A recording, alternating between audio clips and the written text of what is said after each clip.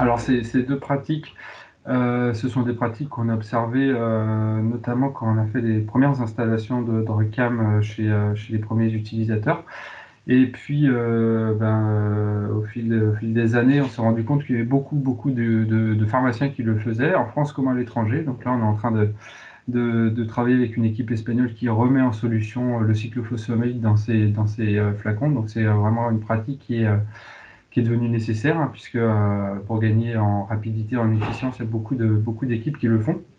Et bien sûr, c'est une étape qui nécessite d'être sécurisée. Alors c'est pourquoi il y a beaucoup d'utilisateurs de DrugCam qui sont retournés vers la société pour voir comment DrugCam pouvait les aider à assurer, à sécuriser ces pratiques. Donc bien sûr, hein, comme l'utilisation de DrugCam, ces deux pratiques sont sous la responsabilité du pharmacien. Elles sont bien sûr conditionnées au fait que les PUI aient l'autorisation de faire les préparations magistrales, qu'il y ait les autorisations nécessaires.